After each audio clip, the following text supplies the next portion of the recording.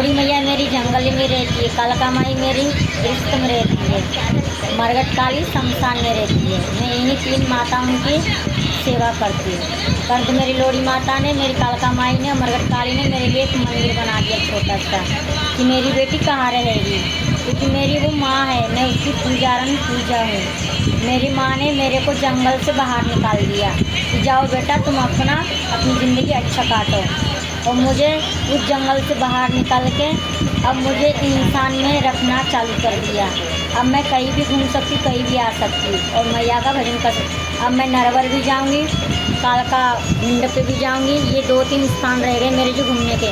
मैं तो कोलकाता और मैं बंगाल और भोलेनाथ के या अमरनाथ, मैं सब जगह पे अपनी तीर्थ यात्रा कर चुकी हूँ और अपने तप साधना जंगल में 12 साल के अपनी तपस्या के पास हो चुकी। मेरी लोड़ी कालका मैया ने मुझे पास कर दिया, क्योंकि ये वो तंत्र साधना होती है। लोड़ी माता 14 विधान में से होती है। इस पर कला बहुत बड़ी होती है, क्योंकि लोड़ी किसी के हाथ में नहीं आती, ना भक्त के ना ओना टोना टोटका के तो हाथ में, भगत उनके हाथ में तो मैया आती ही नहीं है।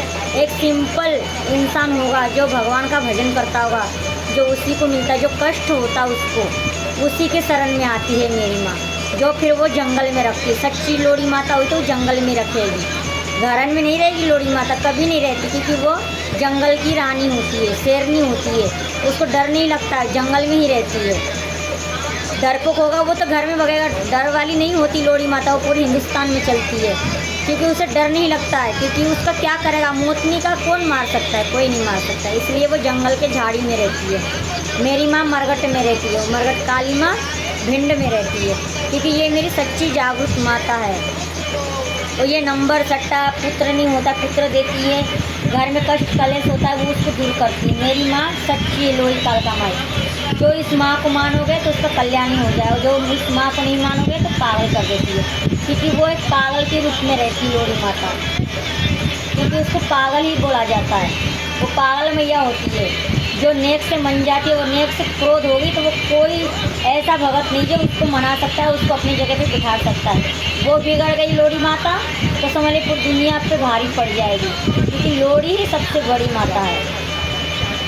वो एक सबसे छोटी लाली है, प्यारी गुड़िया है, सबसे प्यार करती है, सब संसार से प्यार करती है, और उससे कोई प्यार नहीं कर सकता, क्योंकि वो जंगल वाली। क्योंकि जंगल में क्यों मरने रहोगे, अपने घरन में रहोगे, घर गृहस्थी में रहोगे। जंगल में कोई नहीं मर सकता, सिर्फ माँ के सिवा, और उसका सच्चा भक्त होगा तो वो जंगल में ही रहेगा।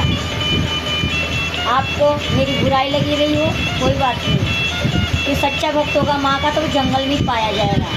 परंतु फिर जो भक्ति होने के बाद फिर वो अपने मंदिर बना सकता है, कहीं भी बना सकता है, अपने मन खुशी से अपना भजन, फिर बाद में भजन कर सकता है जनता होती है। क्योंकि शक्ति पाने के लिए बाहर निकलना पड़ता है, भक्ति पाने के लिए बाहर निकलना पड़ता है। जो एकत्र होकर जो जिन भूतों से बात करने के लिए जंगल में, शमशान में, वो तपस्या कराती है कि ये बच्चा डर के मारे अपने घर में तो नहीं जाएगा, और वो पास हो गया तो फिर उसको सोना चांदी हीरा मोती उसके आगे पीछे, क्योंकि उसको माँ की शक्ति मिलती है, भोले बाबा की भक्ति मिलती है। जो कुछ है वो लोड़ी माता से विधि विधान से एक कच्चे धागे पे नची मेरी लोड़ी माता, क्योंकि वो सबसे बड़ी माता है। वो मर चुकी है, एक मोतनी और एक कालका, 2 बहन एक ही आदमी को ब्याही थी, जो कहते राजा को ब्याही थी।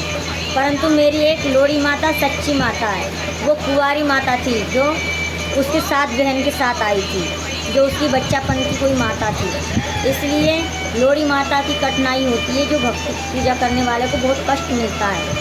जो कष्ट उसने सहन किया तो उसको फिर आगे सुख भी मिलता है। जो मैंने बहुत कष्ट पाए, पर अब मुझे माता रानी सुख देना चाहती है। बोली बेटा अब अपना आराम कर, पूरी ज़िंदगी तुमने जंगल में काटी, अब अपने स्वयं के मंदिर में अपने खुद अपना भजन कर और अपना मस्त जी।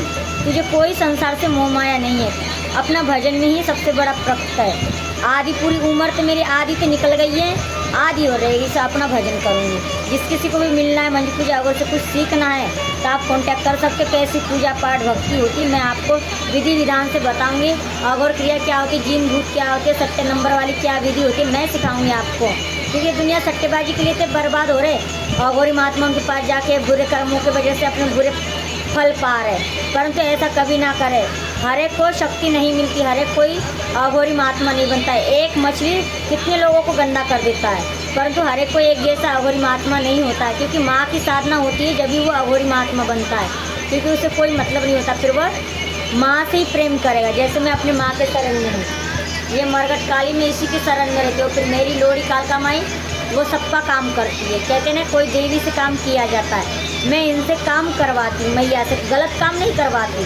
और मेरी मरघट काली एक ही जगह पे शमशान में बैठती है, जो गिरिराज जी पे शमशान में है, परंतु मेरी मरघट काली माँ को मैं यहाँ पे भी लेके आई, क्योंकि वहाँ तो मेरी माँ है ही एक, पर उसकी बेटी मरघट काली पूजा अघोरी यहाँ आई है इस वर्ल्ड में, मुरैना धौलपुर साइड। तो इधर ज़्यादा लोड़ी कालका को मान्यता करती इसलिए। और ये मेरे बजरंग बली सो रहा है, ये राम है। मेरे बेटा को लाइक कीजिए।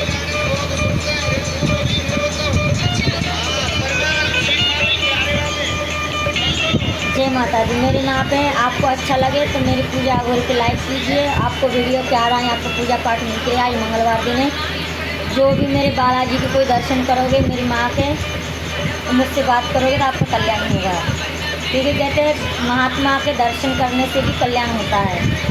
सच्चा भक्त होगा तो उसका कल्याण से ही होता है, दर्शन से ही होता है। मैं ये वीडियो बनाना नहीं आता, परंतु मैं छोटी मोटी वीडियो बना के डाल देती, क्योंकि आपको मेरी पहुँच पहुँच सके।